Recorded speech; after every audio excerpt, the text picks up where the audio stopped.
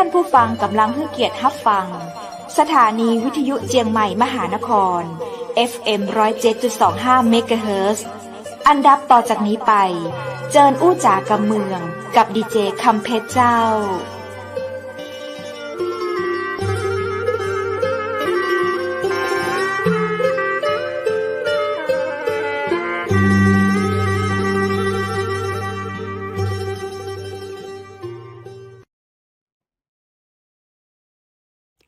สวัสดีเจ้าสวัสดีคุณผู้ชมที่ฮักและก็เติงหาจัดนักนะเจ้ายินดีต้อนรับเข้าสู่รายการอู้จากกำเมืองตังเชียงใหม่มหานครแพร่ภาพออกอากาศจากอาคารวังสิงห์คำอำเภอเมืองจังหวัดเชียงใหม่เจ้าคุณผู้ชมและคุณผู้ฟังเจ้าปิงอาปากะข้าเจ้าดีเจคำเพชรและทีมงานเชียงใหม่มหานครเช่นเคยนะเจ้าวันนี้ปากันวันอังคารที่15เดือนพฤศจิกายน2565เจ้าคุณผู้ชมและคุณผู้ฟังเจ้าวันนี้ทีมงานเฮาจะปาไปนอกสถานที่นะเจ้าปาไปแอวเล่าเวียงเชียงใหม่หรือว่าจะปากันไปตังใดเจิญเจ้าตอนนี้กำลังไปฮับดีเจแอลที่บ้านหังดงและกำลังจะเข้าเวียงเชียงใหม่เจ้าติดไฟแดงที่บริเวณสี่แยกแม่เหี่ย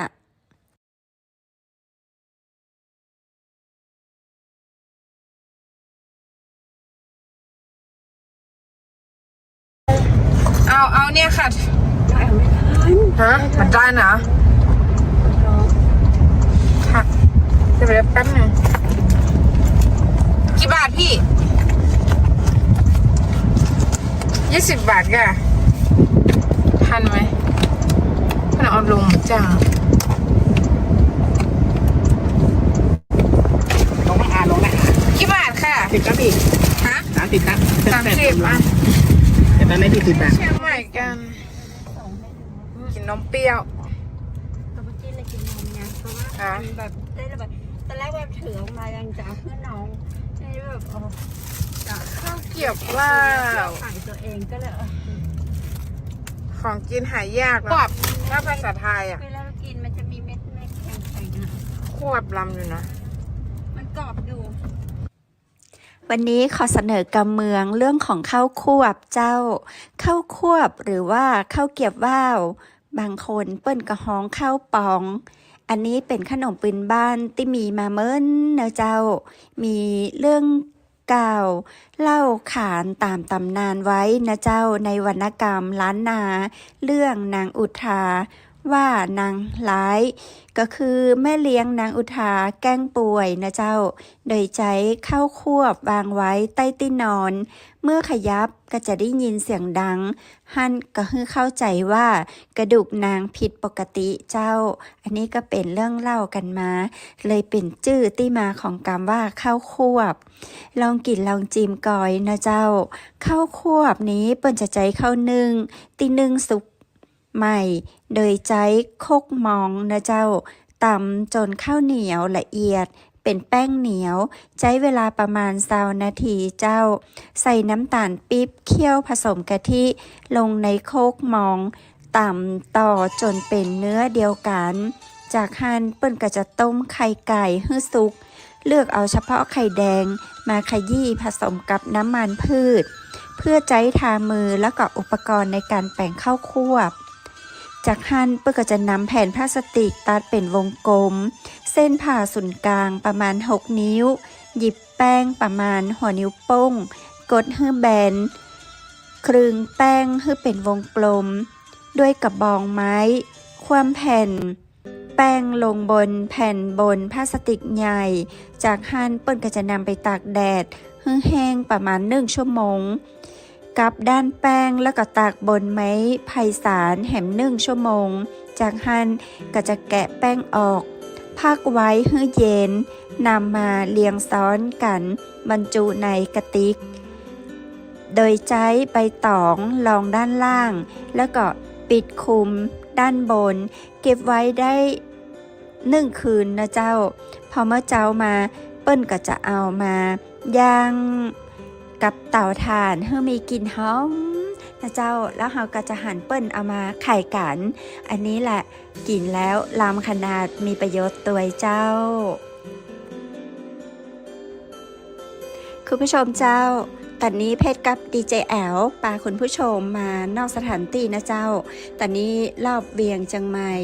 อันนี้เรากำลังจะลอดใต้สะพานนะเจ้าแต่ก่อนเราจะฮ้องว่าอุโมงค์เนาะแต่เป็นอุโมงค์ขนาดย่อมน้อยๆนะเจ้าที่จะเป็นเส้นทางลอดรอบวงแหวนของเชียงใหม่นะเจ้าอันนี้เราใช้วงแหวนตีในการเดินทางเพื่อที่เราจะได้ไม่ต้องเจอรถติดนะในวงแหวนที่ในวงแหวนที่2เนี่ยรถก็จะติดนะเปิ้นจะฮ้องก่อนจะถึงวงแหวนก็จะเป็นถนนซุปเปอร์ไฮเวย์แล้วก็ในเวียงเชียงใหม่รถค่อนข้างจะหนาแน่นนะเจ้าวันนี้เราก็เลยเลือกใช้วงแหวนที่2นะเจ้าเป็นเส้นทางจากสี่แยกแม่เหี่ยหันเนาะเลี้ยวขวาแล้วเราก็มาเรื่อยๆนะเจ้าก็เดี๋ยวเราจะไปพดออกตังหนตังที่จะไปตังแม่ริมนะเจ้าอันนี้เราจะไปกันที่ไหนกะอยากจะให้คุณผู้ชมและคุณผู้ฟังตัวยมาเจ้าเห็นเก่าว่าหนตังเชียงใหม่เนาะสองข้างตังของเชียงใหม่ก็ยังคงความร่มรื่นและก็สวยงามอยู่นะเจ้าท้องฟ้าปลอดโปร่งในช่วงของฤดูหนาวละเฮามันน่าจะมีฝนมาแหมแล้วนะเจ้าในช่วงนี้ถ้าจะมีฝนเข้ามาก็น่าจะเป็นฝนหลงฤดูละเจ้ารถก็บอกค่อยจะมีเนาะเพราะว่าเฮาวิ่งในวงแหวนนอกนั่นเองอย่างที่บอกคุณผู้ชมและคุณผู้ฟังไปตะกี้นี้นะเจ้าถนนหนทางกว้างขวางนะเจ้าเชียงใหม่ถ้าเฮาฮู้เส้นทางในการที่เฮาจะหลีกเลี่ยงในเรื่องของรถติดนะเจ้าก็ดูตาม GPS หรือว่าดูแผนผังหรือว่าสอบถามตามคนเชียงใหม่ใจดีเจ้าเพิ่นถึงจะบอกเส้นทางให้เฮาว่าควรจะไปตั้งลาดตั้งใดตั้งไหนเนาะรถจะบติดอีนะเจ้าไม่ได้จะปาไปนอกเวียงเนาะอันนี้จะวนเวียนแถวในเวียงเชียงใหม่นะเจ้าอันที่เฮาลอดตะกี้นี้มาใจอันถนน2ชั้นเหมือนอัน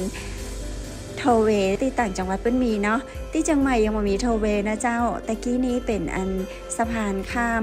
ลอดใต้สะพานมาได้เจ้าคุณผู้ชมเจ้าเห็นมีแสงแดดอุ่นๆจะอี้บ่ได้ฮ้อนเลยเนอะอันนี้เป็นแสงแดดแบบอุ่นๆก็เย็นสบายนะเจ้าด้วยบรรยากาศของหน้าหนาวเชียงใหม่เนาะก็จะมีความเย็นนะเจ้าคุณผู้ชมอยากจะมาแอลเชียงใหม่ในช่วงนี้บอกต่อๆกันได้เลยนะเจ้าว่าน่ามาแอลขนาดเลยเพราะว่าถึงแม้จะเจอแสงแดดจ้าแบบนี้นะเจ้าแต่ก็บ่ได้แบบฮ้อนอย่างจะใดเลยคุณผู้ชมตอนนี้เราก็กำลังลอดแหมอุโมงค์ที่2นะเจ้าเนาะเราจะต้องลอดประมาณ3อุโมงค์นะเจ้าแล้วจะว่าไปก็บ่เชิงว่าจะเป็นอุโมงค์อย่างที่เพชรบอกไปเมื่อตะกี้ว่าเป็นเพียงการทำสะพานลอดใต้สะพานเท่านั้นเองนะเจ้าแล้วก็จะเป็นมองด้วยสายตาก็จะเห็นในความงดงามเนาะที่เปิ้นตกแต่งไฟแล้วก็บางใต้สะพานเปิ้นก็จะมีทำเขียนศิลปกรรมนะเจ้าฝาผนังแต่คนขับรถก็บ่ต้องไปชมนะเจ้าคือคนที่แบบเปิ้นนั่งไปตัวเจ้าได้มองเห็นศิลปกรรมงามๆเนาะในการเขียนข้างกำแพงต่างๆนะเจ้าแม้แต่ป้ายเนาะคนขับก็ต้องดูแบบเว่ยๆดูไกลๆเจ้าตอนนี้เรามีการชิดซ้ายอันนี้เฮาก็กำลังจะเข้าสู่วงแหวนจันไหนนะเจ้าซึ่งก็เดียวเฮาก็ผ่านจากเส้นนี้ไปเดี๋ยวเราก็จะเข้าสู่ซุปเปอร์ไฮเวย์ละเจ้าอันนี้เรามาถึงซุปเปอร์ไฮเวย์แล้วนะเจ้าเมื่อก่อนเราจะฮ้องซุปเปอร์ไฮเวย์นะเจ้านี่คือลอดสะพานที่3นะเจ้ากระเดียวซ้ายมือหันเราก็จะได้เห็นห้างสรรพสินค้าเนาะเปิ้นฮ้องเซ็นทรัลเฟสนะเจ้าชาวเชียงใหม่จะรู้จักในนามของเซ็นทรัลเฟสอยู่ขวามือเจ้าสุมาเตอร์อยู่ตั้งขวามือนะเจ้า เลยไปแหมน้อยทางซ้ายมือก็จะเป็นสถานีวิทยุเชียงใหม่มหานครนะเจ้าคุณผู้ชมบริเวณซ้ายมือแหมน้อยหนึ่งนะเจ้าเนาะเขาก็จะเป็นที่ตั้งของสถานีวิทยุเชียงใหม่มหานครเจ้าแต่เดี๋ยวดูว่ารถเขาจะผ่านกอลอดแหมใต้สะพานแล้วนี้นะเจ้าอันนี้ลอดแหมใต้สะพานนี้ก็แสดงว่าเขาได้ผ่านสถานีวิทยุเชียงใหม่มหานครมาแล้วเจ้า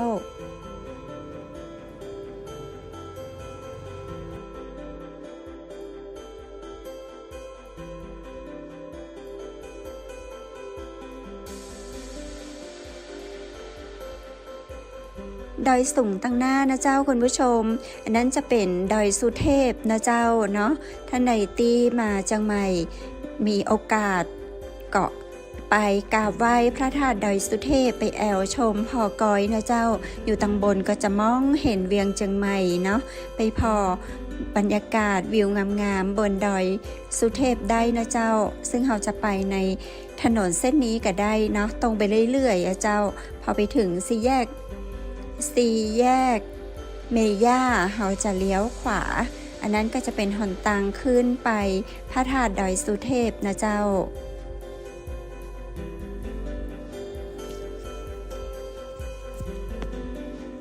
อันนี้เราชะลอออกมาทางซ้ายนี่แสดงว่าแกเดียวกันน่าจะมีการเลี้ยวซ้ายเนาะเพราะว่ามีการชะลอซ้ายแบบนี้ติดตามมาเจ้าคุณผู้ชมติดตามมานะเจ้าอันนี้เราจะมาถึงสี่แยกขวงสิง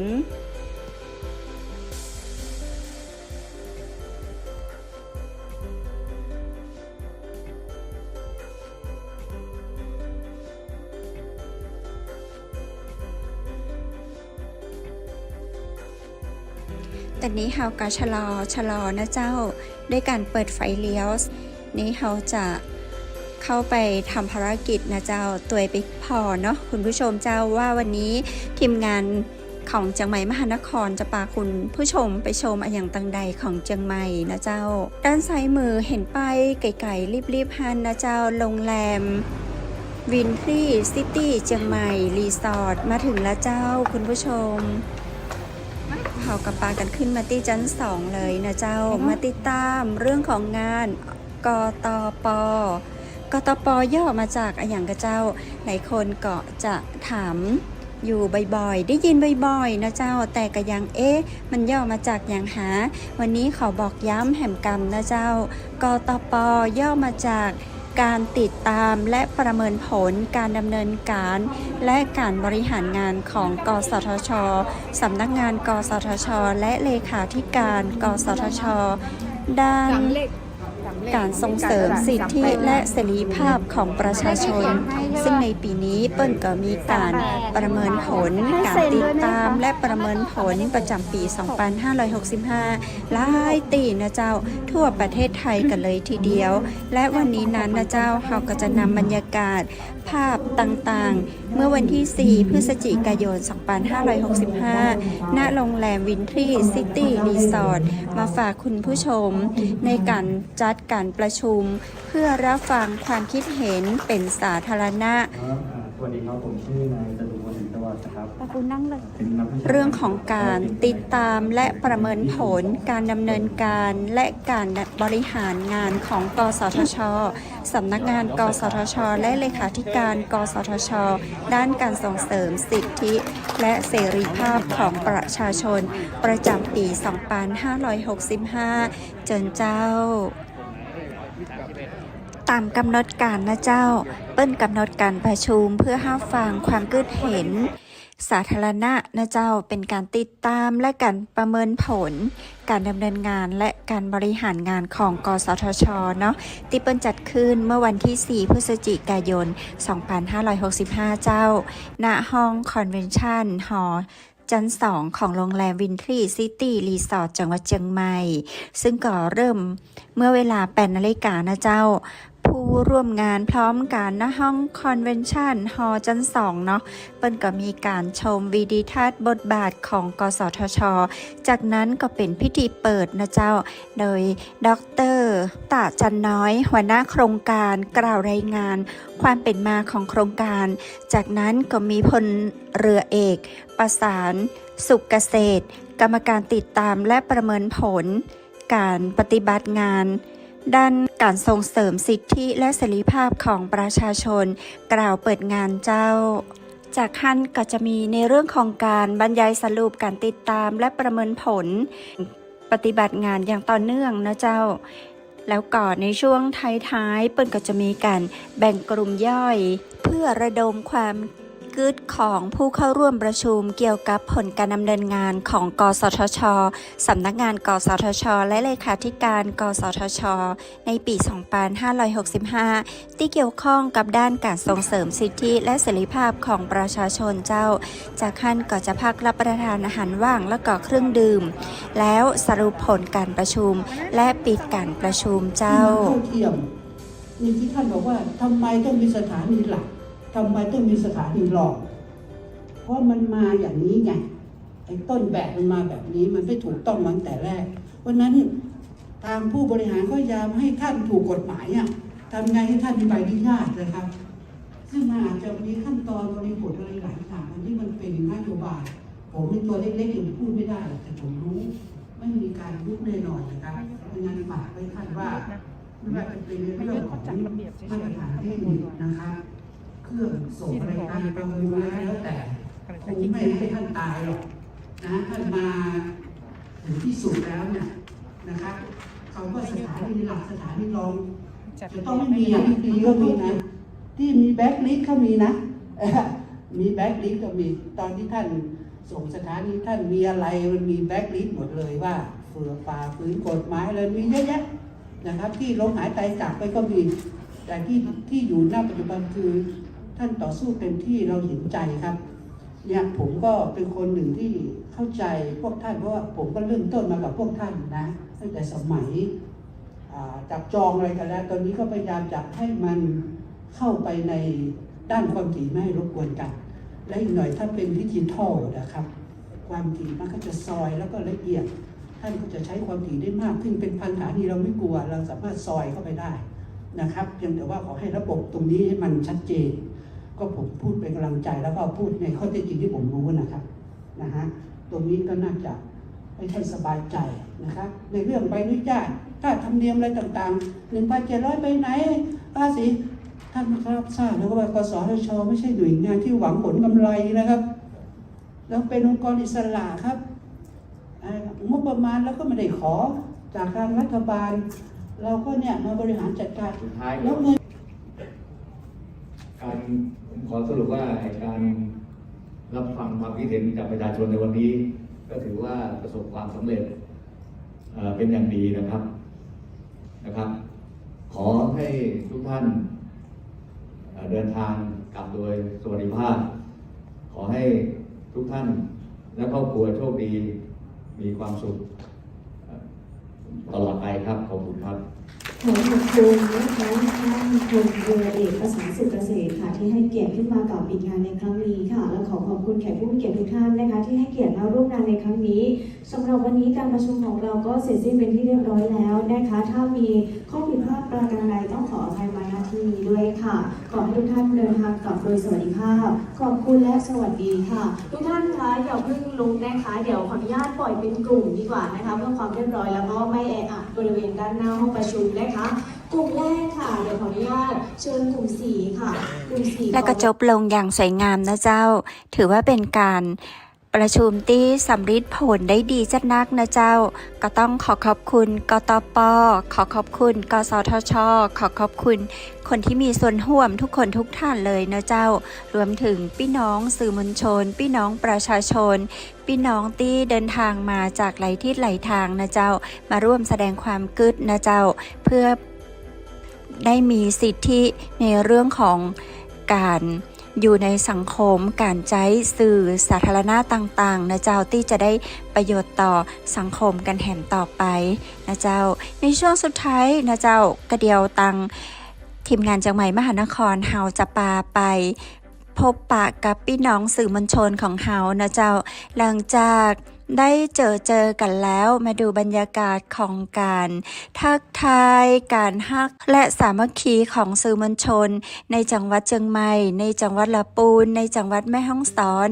แล้วก็แหมหลายๆจังหวัดนะเจ้าที่มาร่วมงานกันในครั้งนี้นะเจ้าไปกินข้าวกินปลาด้วยกันมีความรู้สึกยินดีปรีเปรมจะใดมากน้อยแค่ไหนกันพ่องเชิญติดตามเจ้า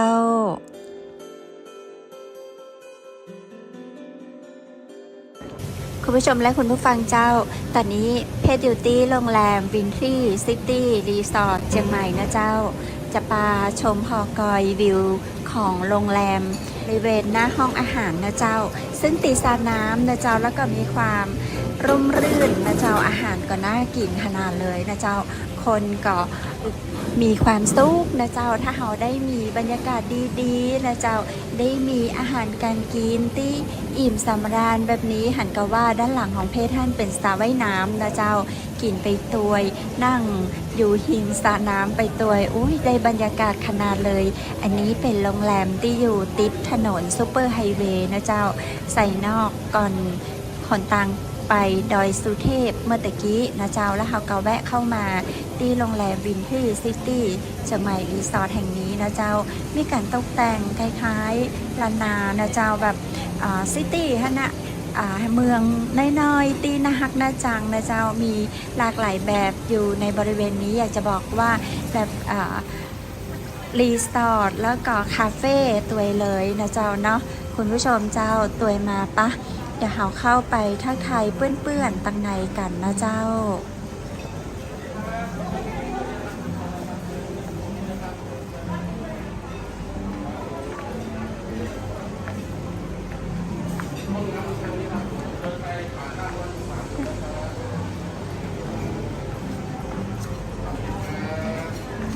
สวัสดีค่ะ เมื่อกี้เก็บของพี่ไปแล้วค่ะแล้วพี่เดินไปจองโต๊ะ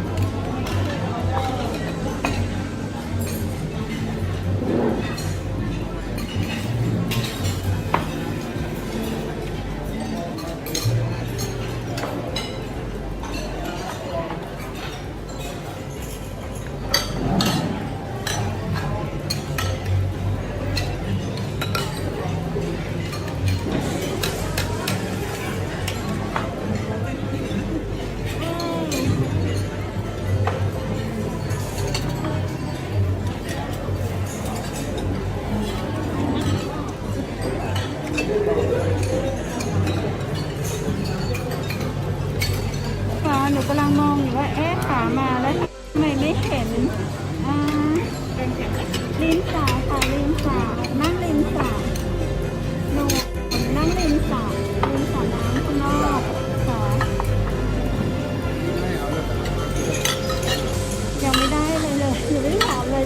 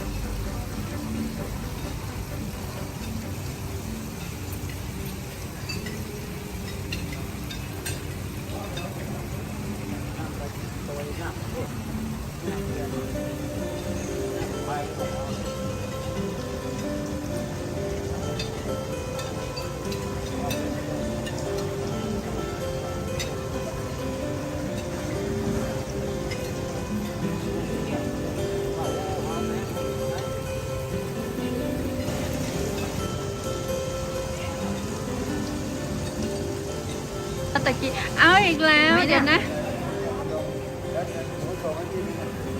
วิดีโอ วิดีโอเหรอ เครื่องหนูจะต้องวิดีโอหนูไปหาตุ๊กถ่ายบทรวมๆเลย วันนี้รายการของวันนั้นออกนะคะเดี๋ยวคืนนี้ส่งให้ดู อันนี้ออกอาทิตย์หน้าเนาะ สอนที่ตัดต่อเนี่ยก็ที่ตัดต่อไม่เป็นที่จะเอาไปลงในช่องนี้โบนิ่มชาแนล ต้องเรียนอันนี้กสทชสอนที่แคนเทอรี่เมื่อ5-6 เดือนที่แล้ว สอนให้ทำก็เลยได้ใจเลยทำตามที่เขาเอาอะไรนะโปรดิวเซอร์ของเวิร์กพอยต์มาสอนเราอ่ะเดี๋ยวสอนมืออาชีพอะไรล่ะพูดไปอย่างนั้นแหละ จับต้องชนไปยังไม่ถูกเลย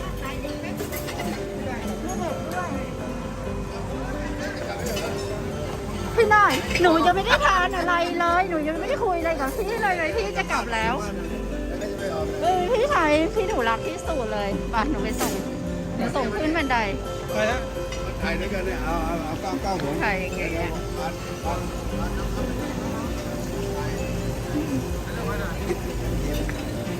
ให้เห็นสระน้ำ ให้เห็นสระน้ำเพราะว่าสระน้ำวิวดีนั่งหลัง พวกมือถ่ายก่อนพี่หนูดิขาพี่หน่อยใช่ โอ้คุณพี่มองอ่ะ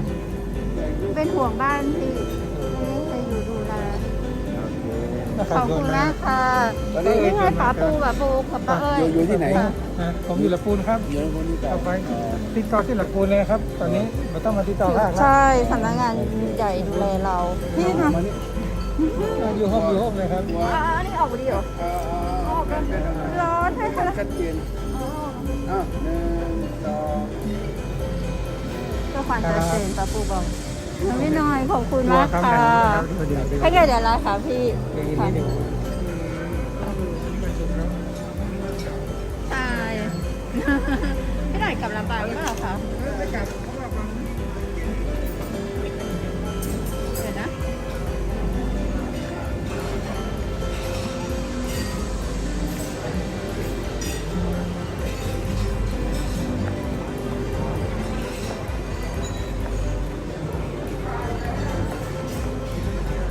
พี่หน่อยจะกลับ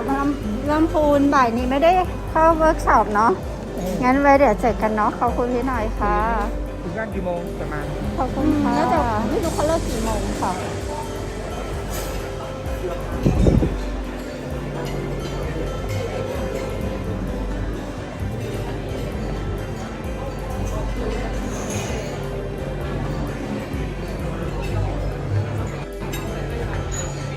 อยากบอกอิ่มเจ้าคุณผู้ชมปะเอาไปหาอะไรอย่างกินต่อเจ้า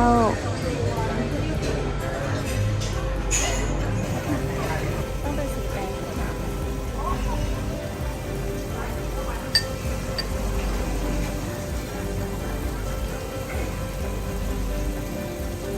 ผัดข้าวกันค่ะ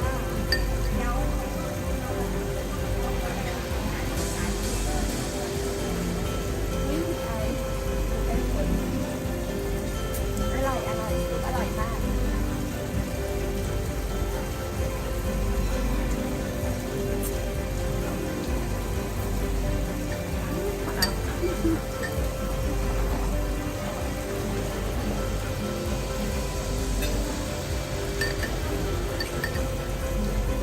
เดี๋ยวว่าจะนั่งฝั่งนี้ทันหยิบเตามาด้านนี้ก็ได้ด้านนี้ด้วยมันจะหนาวมาก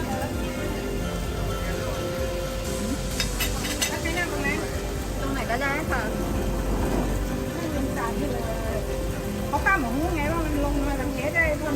เหลียวตึ๊กมาที่เดี๋ยวได้มองมาตรงนี้อ่ะหล่อเลยว่านั่งกินก็หลังตรงเนี้ยนั่งกินปีน้องกับแม่คนเดียวดูขนมปลาสิแอบไปเอาสลัดมาใส่มีถั่วดำหนูไม่เห็นเป็นขนมนะมีถั่วดำตัวนี้กับมีขนมหวานมีถั่วดำกับมีนี่ปลาเป็นเนี่ยขาวๆเนี่ยต้มก็ไม่หลักเลยอาหารก่อนจะถึงอาหารเนี่ยใช่สมมติที่เรายืนคุยกันอ่ะหนูก็เลี้ยวซ้ายไปเลย คุณผู้ชมเจ้าปลาแวดเวียงเชียงใหม่แล้วก็มาลงเอยที่ของกินล้ำๆนะเจ้าในโรงแรมของจังหวัดเชียงใหม่เฮาคุณผู้ชมและคุณผู้ฟังวันนี้ต้องลาคุณผู้ชมและคุณผู้ฟังตัวอีกอนเนอร์จะได้ขอกราบขอบพระคุณพระอาจารย์รัตน์รัตนยาโนจากพุทธอุทยานสวนบูรณรักธรรมตำบลแม่แลมอำเภอแม่ริมจังหวัดเชียงใหม่คุณผู้ชมและคุณผู้ฟังท่านใดสนใจขออุปกรณ์ฝึกเรียนสมาธิได้นะเจ้าโทรถามได้ที่0980347744กู้วานตั้งแต่ 8 โมงเมื่อเช้าถึง 4 โมงเมื่อแรงเจ้า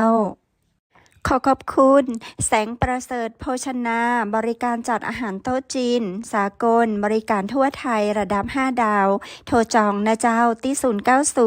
0904658589ขอขอบคุณโรงแรมแม่เสลียงเวียงงามเจ้าเปิดบริการตลอด24ชั่วโมงโทร0536214444ขอบคุณน้ำผึ้งแท้น้ำผึ้งตราสารวินน้ำผึ้งจากธรรมชาติบริการส่งทั่วไทยโทรถามได้ที่0826166889ขอบคุณชุดพิธีกรหญิงจากร้านผ้าปื้นเมืองชุดไทยใหญ่โทรถามได้เช่นกันที่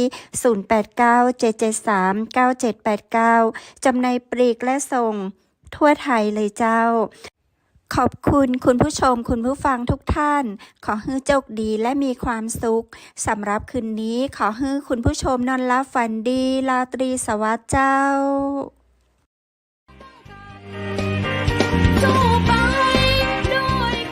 สถานีวิทยุเจียงใหม่มหานคร